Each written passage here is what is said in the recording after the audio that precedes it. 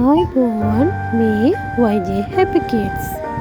6 ශ්‍රේණියට පා තබන දරුවන් ප්‍රශ්‍රේණියේ ශිෂ්‍යත්ව විභාගයේ අවසන් වෙලා ප්‍රාථමික අංශයෙන් ඉවත් වෙලා දැන් 6 වසරට යන්න සූදානම්ව සිටින්නේ. බොහෝමයක් දෙමව්පියන් සහ දරුවන් මගෙන් අහලා තිබුණා ඔවුන්ට තිබෙන විෂයන් මොනවද කියලා. මොකද අලුතෙන්ම විෂයන් හඳුන්වලා දෙන්නේ මේ 6 ශ්‍රේණියේදී. ඒ වගේම තෝරා ගැනීමට විෂයන් දෙන්නේ 6 ශ්‍රේණියේදීමයි. 6 ශ්‍රේණියේදී පුංචි දරුවන්ට කරන්න තියෙන විෂයන් මොනවද? ඒ වගේම අලුතෙන් එකතු වෙන විෂයන් මොනවද?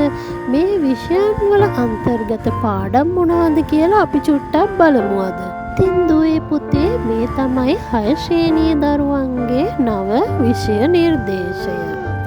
බුද්ධාගම, ක්‍රිස්තියානි ආගම, කතෝලික ආගම, ඉස්ලාම්, සිංහල භාෂාව, ඉංග්‍රීසි භාෂාව, ගණිතය, විද්‍යාව, ඉතිහාසය, භූගෝල විද්‍යාව, ජීවන නිපුණතා හා පුරවැසි අධ්‍යයනය, නර්තනය, පෙරදිග සංගීතය, දෙමළ භාෂාව, චිත්‍ර කලාව, නාට්‍ය හා රංග කලාව, ප්‍රායෝගික හා තාක්ෂණ කුසලතා, සෞඛ්‍ය හා ශාරීරික අධ්‍යාපනය, තොරතුරු හා සංනිවේදන තාක්ෂණ යන විෂයන් තමයි ඔයාලට තියෙන්නේ.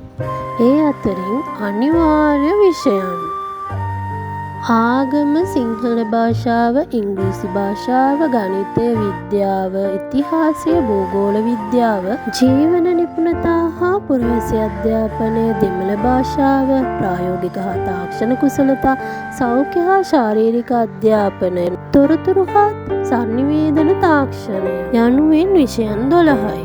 කාණ්ඩ විෂයන් දරුවනේ ඔබ තෝරාගත යුතු විෂයන් 4කුත් තියෙනවා. මේ 4න් එක් විෂයක් ඔයා කැමතිම විෂයක් තෝරගන්න පුළුවන්. සංගීත, නැටුම්, නාට්‍ය හා රංග කලාව. දෙමව්පියනි මෙම විෂයන් දරුවන්ටම තෝරගන්න ඉඩ දෙන්න. ඒට ඔබ බලපෑම් කරන්න එපා. නමුත් දරුවා වඩාත්ම දක්ෂ කුමකටද කියලා ඔබට මඟ පෙන්වීමක් කරන්න පුළුවන්. 6 ශ්‍රේණිය දරුවන්ගේ පෙළ පොත් කිහිපයක් මෙහි සඳහන් කරනවා මම. නමුත් හැම පොතක්ම මම මෙහි යෙදුවේ නෑ. මොකද වීඩියෝව දික් වෙන හින්දා.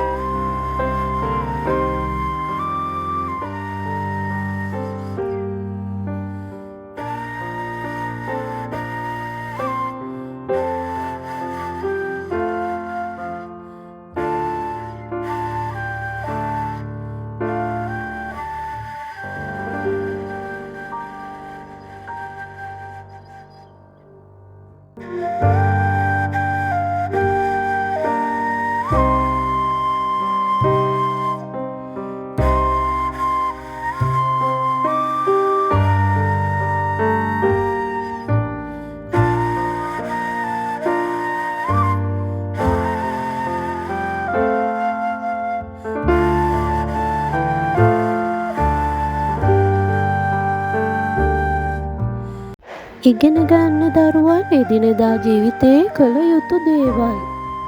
වැඩි කාලයක් දෙමව්පියන් සමග ගත කරන්න.